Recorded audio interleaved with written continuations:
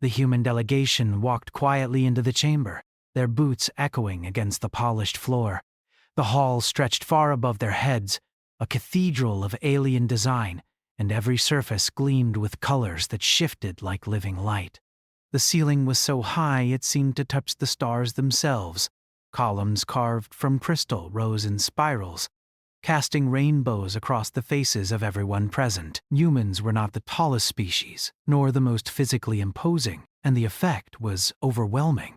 Every step made them feel smaller, almost invisible, in a room filled with beings that had ruled their own worlds for centuries. At the far end, sitting upon a dais that seemed carved from a single massive gem, was the alien queen. Her presence alone could silence a crowd, and today, the hall was filled with delegates from countless civilizations. Her body shimmered with translucent skin, flowing robes that reflected starlight, and eyes that glowed with a quiet intelligence and centuries of memory. Around her, generals and guards from various empires stood in strict lines. Their uniforms were elaborate, their weapons and insignias symbols of power designed to remind everyone that they were not to be taken lightly. The humans had sent generals, scientists, diplomats, and a small team of guards, but among them walked one person whose role seemed almost unnecessary, a civilian dressed plainly, carrying only a small satchel. The other delegates glanced at them with mild curiosity and, perhaps, a touch of condescension. No one could imagine why this person had been included. They had no authority, no weapon, no title. But the organizers insisted. They were an observer, a caretaker, someone meant to witness, yet no one understood why their presence was so important. The air in the hall was heavy with expectation. The child sat in a clear, hovering sphere at the center, surrounded by light. It was small, delicate, and yet the energy around it made even the tallest alien generals pause. The child's eyes were wide and unblinking, and every delegate felt the sense that this being could see more than they were ready to reveal. It had been prophesied that the child would choose a protector, someone who would guide them and, in time, determine which civilization would hold influence over the galaxy's next age. The Queen's voice rang out, clear and commanding. "Representatives," she said, "the time has come. The child will choose. Who will stand with it, shaping the future? Who will lead it into the coming era?" The room held its breath. One by one, each species had prepared their finest candidates. Humans looked at their own delegation. Generals with medals and glowing insignia, scientists whose achievements were known in several star systems, and diplomats whose names carried weight in interstellar treaties. They stepped forward, confident, polished, and proud. The child's sphere glowed brighter as candidates approached. They tried speaking, bowing, presenting gifts or feats, showing strength, intellect, and loyalty. Some sang, others displayed knowledge, some simply waited silently, offering their presence. The child watched, quiet, seemingly unmoved, though every delegate could feel a subtle recognition when they were close. The civilian watched from the side, almost invisible, their hands clasped loosely in front of them. They did not try to impress or compete. They observed, quietly, noticing how the child's eyes lingered longer on the small gestures, a touch of a finger to the sphere. The careful way they avoided startling the child, the gentle words whispered to calm it. While the world prepared for spectacle, the civilians simply stood where no one expected them to stand, noticing what everyone else overlooked. One general, a towering alien with scaled skin and blades that gleamed in the light, stepped forward. "I will guide the child. I will ensure strength. I will lead it to victory and dominance over those who would oppose us." The child blinked slowly, then returned its gaze to the civilian, who had barely moved. The room tensed. The Queen raised a hand, signaling silence, but even she seemed uncertain. Another candidate, a dignified alien diplomat, offered words of wisdom, promising counsel, insight, and knowledge. "I will teach it how to negotiate, to ensure your civilization's future in balance and power, they said, bowing deeply. The child did not respond, its sphere hovering silently. The diplomats shifted, uncomfortable, feeling the weight of a presence that seemed unconcerned with promises, prestige, or authority. The queen's eyes narrowed. She had ruled for centuries and had never seen a choice made this way. In all the histories, the child's selection had always been expected. Power, intellect, dominance. The room was prepared to cheer for their own, to see their civilization rise. But the child remained unmoved, hovering above expectations and convention. Its small hands reached out, tracing patterns in the air, seemingly unaware of protocol or the tension building in the chamber. The civilians stepped closer, drawn forward not by ambition but by instinct. They spoke softly, words meant only for the child. "It's okay," they said. "I'm here." No one else could hear, but the child turned its gaze fully upon them. For a moment, the world seemed to pause. The generals stiffened, the diplomats held their breath, and the queen leaned forward, her curiosity piqued and concern flickering in her glowing eyes. The child floated, silent, as if weighing the simplest words spoken with honesty and care against centuries of expected pomp and power. The room erupted in whispers. How could this be? The prophesied child, choosing someone with no title, no influence, no accomplishments. The queen raised her hand, calling for calm. Her voice was softer now, tinged with wonder. "Do you choose this human?" she asked. Her translator struggled to interpret the simplicity of the question. Delegates looked at one another, incredulous. The child's nod was slow, deliberate, and unmistakable. The hall was silent. The small sphere floated closer to the civilian, as if drawn by something unseen but undeniable. The civilian did not reach out. They did not bow. They simply said, again, "Are you sure?" The child's eyes shone and it reached out a tiny hand. The queen leaned back, her mind racing. Nothing like this had happened before. Nothing in the archives described a choice made so plainly, so quietly, and yet with such certainty. Her centuries of understanding and expectation could not predict the next moment. She realized, perhaps for the first time, that power was not always won by force or intelligence. Sometimes it was earned by attention, by care, by noticing what others ignored. Sometimes it was chosen in simplicity. The humans in the delegation were stunned. The generals glanced at one another, struggling to hide disbelief. The scientists whispered to each other, trying to rationalize what was unfolding. The diplomats froze, their carefully crafted speeches useless in the face of a quiet, undeniable truth. The child had chosen someone who saw them as they truly were, without expectation, without pride, without ambition. The chamber held its breath as the spear drifted slowly down, until the child's tiny hand rested lightly on the civilian's arm. There was no fanfare, no display of power, no recognition of greatness, only a simple, profound connection. The queen's voice broke the silence once more, softer now, almost reverent. "So be it," she said. The child had chosen, and the world would have to follow.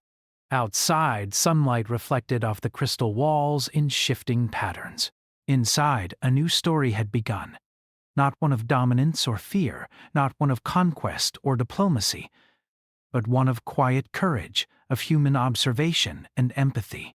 The civilian's heart pounded, not with triumph, but with understanding. The child had chosen them not for what they could command, but for what they could offer: attention, kindness, and a willingness to see without judgment. In that moment, every delegate in the hall began to realize that history would remember this day differently. Not for the mightiest warrior, not for the cleverest strategist, not for the oldest and wisest ruler, but for a human who simply stood and paid attention. And as the child hovered close, the civilian understood something profound.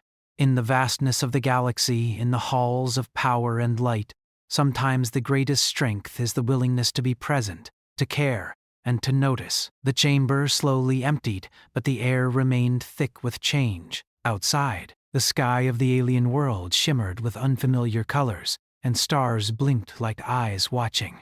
The child floated close, quiet, trusting, and the civilian knew that this was only the beginning. They had been chosen, yes, but more importantly, they had been entrusted.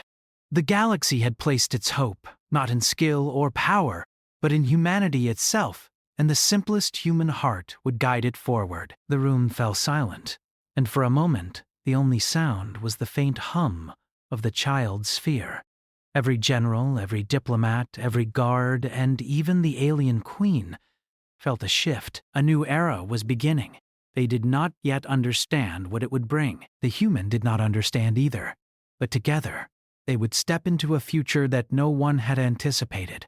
A future defined not by dominance, but by care. And so, the first day ended with no fanfare, no battle, no grand declaration. Just the quiet, powerful truth of choice. The child had chosen, and the universe would never be the same. The days that followed were unlike any the galaxy had seen before. The humans and the other delegates remained on the alien world, but the attention of every species had shifted. The child, who had chosen the civilian human, was now at the center of a new kind of focus, not one of awe-inspiring power, but of quiet, careful observation. The chamber that had once held the Grand Assembly now seemed smaller, less imposing, as if the sheer act of choice had softened its edges.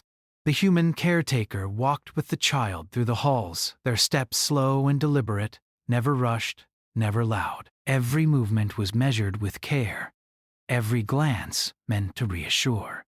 The alien queen observed this with a mixture of curiosity and caution. She had ruled for centuries, and in all that time she had never witnessed a moment so simple, yet so powerful.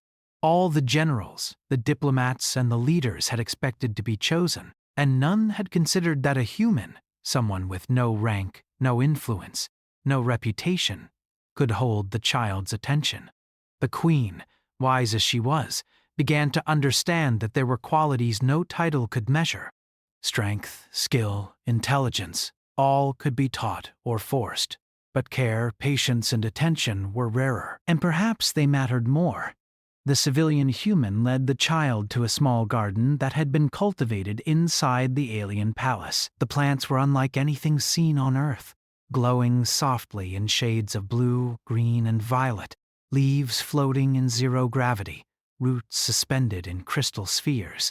The child reached out with tiny hands, letting their fingers brush against the delicate foliage. The human spoke softly, naming the plants, telling stories of Earth and its own strange, fragile life. There was no grand lesson in politics or history, no demand for obedience or strategy.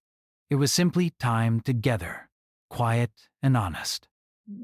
"See how they grow," the human said. "Even when the world changes, even when the sky falls, they find a way to reach toward the light."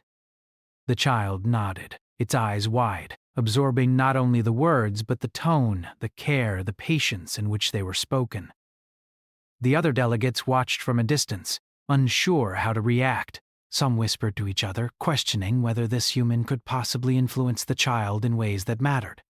Others felt unease, realizing that perhaps influence was being measured not in titles or weapons, but in attention and trust. Generals tried to step forward, attempting to teach the child in the ways they knew best. They demonstrated skill and discipline, showing the precision of their armies, the cleverness of their strategies. But the child, though polite, often looked away, returning instead to the human side. They listened to stories, laughed softly at simple jokes, and learned lessons not in the logic of command, but in the subtle ways humans showed empathy, curiosity. It became clear to the alien queen that she had underestimated humanity. While other species sought control, humans sought understanding. While other species displayed power, humans offered connection. The child responded not to fear or authority, but to presence and care, and in doing so, it changed the chamber. the palace, and perhaps the galaxy itself. One morning, the human and the child were walking near the palace edge, where the world stretched out into mountains that glimmered like crystal under twin suns. The child paused, gazing at the horizon with wonder. "Why do they fight?" it asked, referring to the armies, the generals, the long history of war that seemed to follow every species. The human knelt beside the child. "Sometimes," they said softly, "people forget what matters.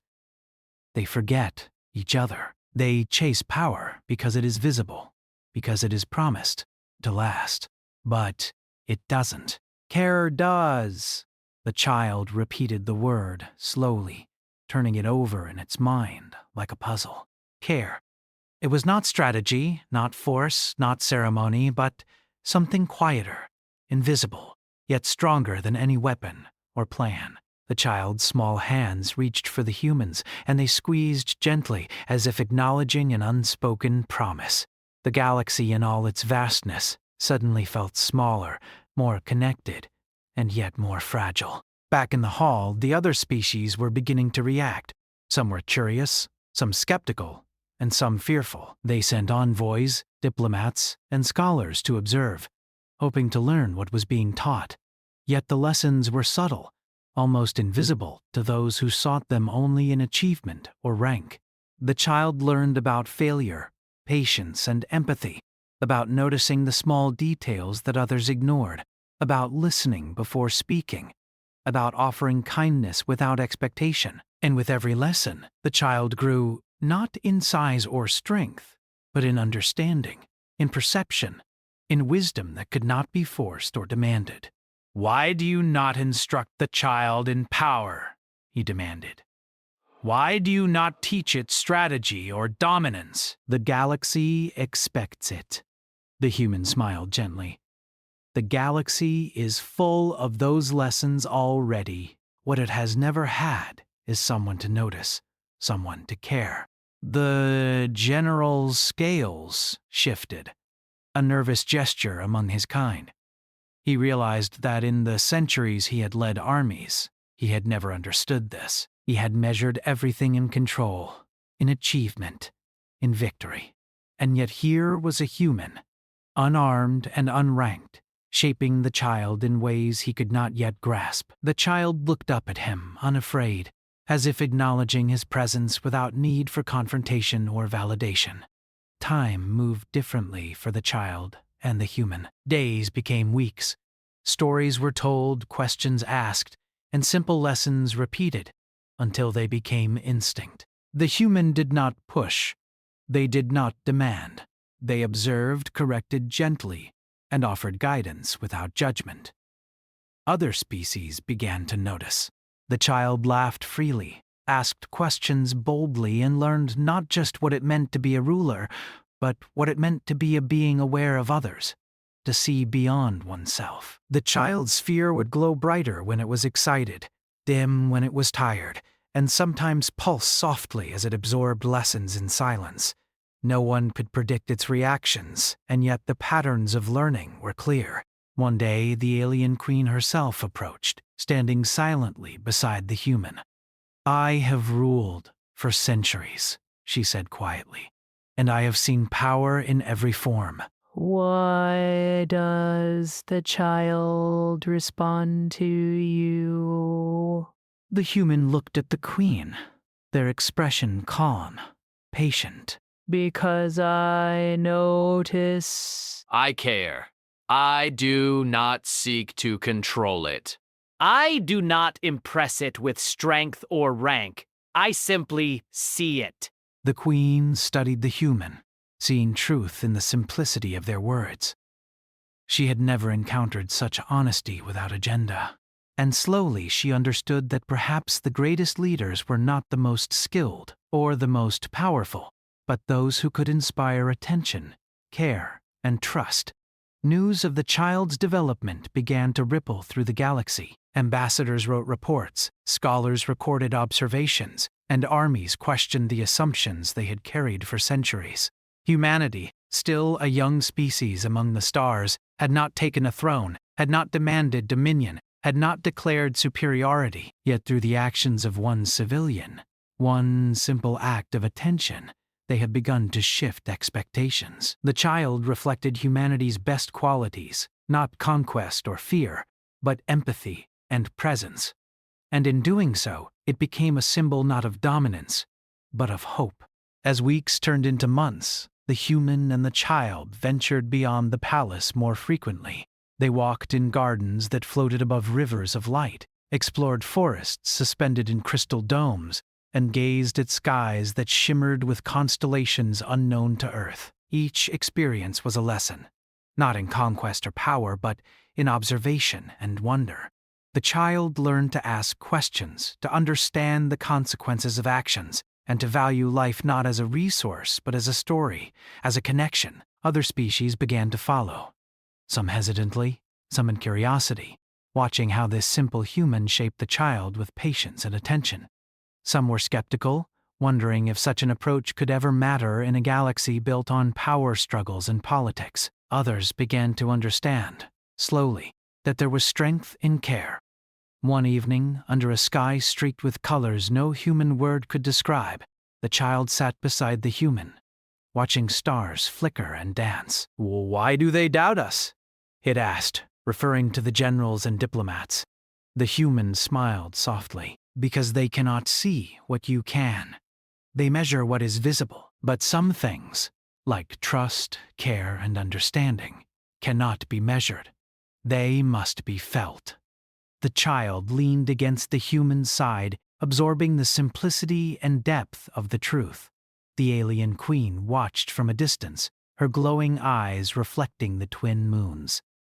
She realized that she had underestimated the power of humanity, not because humans were physically stronger, not because they were smarter, but because they taught the child something no other species could. They taught attention. They taught empathy. They taught care, and these lessons were more powerful than armies, more enduring than treaties, more significant than crowns or titles. For the first time, the galaxy paused. Observers from distant planets whispered among themselves. They began to wonder if the future might be shaped not by the loudest, strongest, or most cunning, but by those willing to notice, to care, and to trust. The child, growing in wisdom, became a living symbol of that shift. The civilian human, quiet, patient, and attentive, became the axis around which this new understanding turned. And so, the first months passed with no battles, no declarations, no triumphs of force, only presence, only care, only the quiet, profound power of humanity reflected in the eyes of a child who had chosen to trust what others overlooked. The galaxy, in all its complexity and chaos, had begun to learn the value of attention, empathy, and patience, and no one, not generals, diplomats, or queens, would ever see leadership in the same way again. Time had passed, and the child had grown, not in size, but in understanding. Every day spent with the human caretaker shaped it in ways that no history book could record. The alien world, once so rigid and hierarchical, began to feel different. The generals and diplomats who had initially scoffed now moved more cautiously, unsure of how to approach the child. They watched the quiet lessons unfold, unable to grasp how a single human could hold such influence without a weapon, a title, or even a loud voice. The child's sphere glowed softly in the morning light as it floated beside the human, who carried a small satchel filled with stories, drawings, and simple tools for observing the world. Together they wandered the palace gardens, which had grown into a network of suspended biomes, each containing plants, animals, and landscapes from across the galaxy. The child touched leaves that shimmered like glass, listened to the hum of floating insects, and asked questions that stretched the human's imagination. Every question was sincere, innocent, yet profound, and the human answered as best as they could, always honest, never hiding the limits of their knowledge. "Why do the plants bend toward the light?" the child asked one morning, reaching toward a crystal vine that glowed faintly. "Because they need the sun," the human said, kneeling beside it. "But they do not fight to reach it. They grow steadily, carefully, They do not compare themselves to others. They simply do what they can.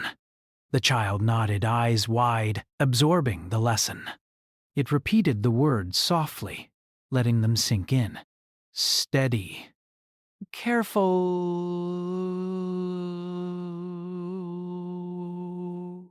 Not comparing, simply doing. The human smiled. Yes. Sometimes the strongest thing you can do is grow quietly. Sometimes it is patience, not force, that matters. In the palace, observers began to whisper. Alien scholars, sent to monitor the child, began to record unexpected behaviors. The child laughed more freely, spoke with curiosity rather than command, and made decisions based on understanding rather than authority. Many of the delegates had assumed that the child's selection would be a step toward dominance for one civilization. Instead, it was shaping a new model, one based on empathy, observation, and trust. One afternoon, a delegation of generals arrived, led by a towering alien with iron-like skin and glowing amber eyes. His steps shook the floor, and his voice boomed as he addressed the child. "You must learn strategy. You must understand power. Without it, you will fail." The child floated calmly toward the human, ignoring the demands. Its small hand reached for the human's, and the human spoke softly, almost as if the words themselves were shields. "We will learn everything we need, but first, we must understand others, not just dominate them." The generals bristled, frustrated. They had faced armies, fought wars across the stars, and commanded legions. They could not comprehend how a child, any child, could resist their authority, and why a human with no title could guide it so easily. Yet as days passed, they noticed subtle changes. The child began to ask questions that no military manual could answer. It spoke to soldiers not as enemies or inferiors, but as beings with thoughts and feelings. Orders were not given in fear. Lessons were not taught with intimidation. The child listened, and in listening it learned more than any army could ever teach. One evening, the human led the child to a quiet terrace overlooking the planet's twin oceans, their waters glowing under the light of two moons. The wind carried soft music created by the movement of alien plants. The child watched the waves, fascinated by how they rose and fell. Why do they crash and come back again? It asked. They are patient, the human replied. They do not give up. They keep moving, adjusting. They find their path not by force, but by persistence. The child repeated the words, letting them echo in its mind. Patience, adjusting, finding their path. And sometimes, the human added, you must do the same. You cannot control everything. You cannot win every time. But you can always try, always observe, and always learn. The child's eyes glowed faintly. It floated closer to the human, feeling the reassurance and trust in their words. For the first time, some of the observers began to understand why the child had chosen this human. It was not knowledge alone, nor strength, nor prestige. It was the quiet wisdom of patience, empathy, and trust that drew the child in. The alien queen herself began to take notice more frequently. She walked silently through the halls, observing lessons in progress, noting how the child responded not to threats or displays of power, but to kindness, careful explanation, and the patience of a human who never demanded, only guided. Her centuries of experience had taught her that power was often measured in fear, in displays of force, and in control. Yet here, she saw something far stronger, something subtle and unquantifiable. One day, the queen approached the human and the child as they observed a garden of floating birds. The creatures moved in delicate patterns, responding to one another without violence or hierarchy. The child laughed as one brushed against its hand. "You teach it patience and care," the queen said softly.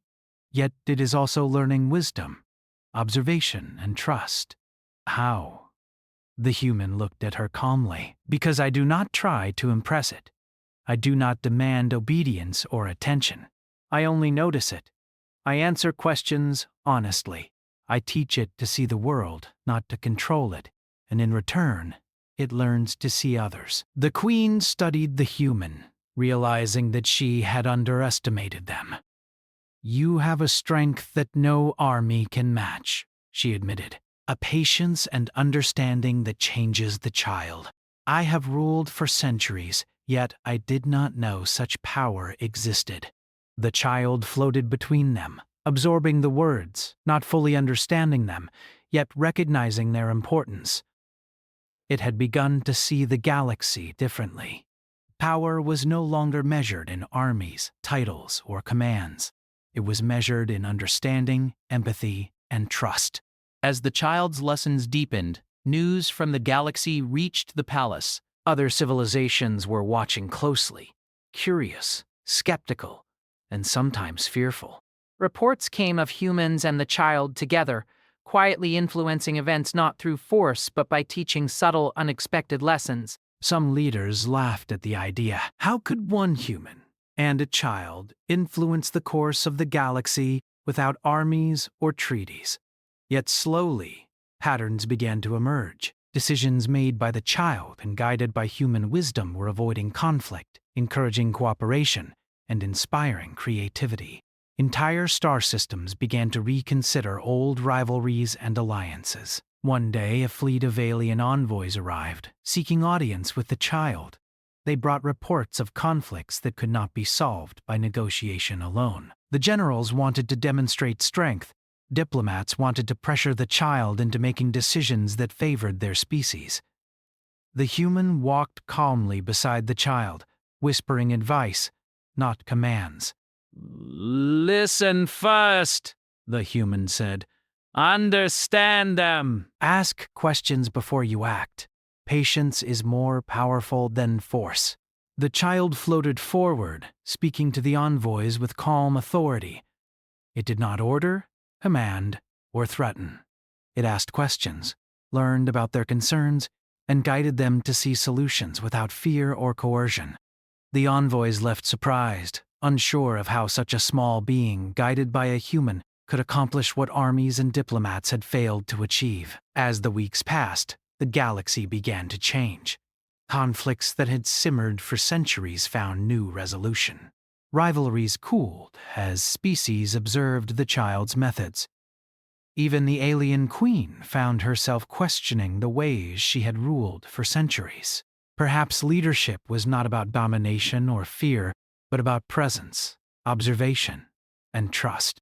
The child grew in wisdom each day, learning not only from the human but from observation, experience, and reflection. It began to see patterns in the galaxy, to understand the consequences of actions, and to value life not as a resource, but as a story, a connection, and a responsibility.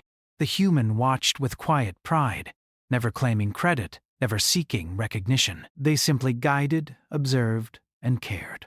One night, the human and the child sat beneath a sky of shifting stars, watching distant planets glow like tiny jewels. The child asked softly, "Do you think they will ever understand?" "They will," the human said, "but understanding takes time. It is not given, it is earned. And sometimes, the smallest actions are the ones that change the most." The child repeated the words, letting them echo in its mind. Smallest actions change the most.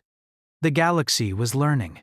Slowly, quietly, and without violence. It was learning the value of observation, empathy, and care, the very lessons that humans had always relied on to survive and thrive.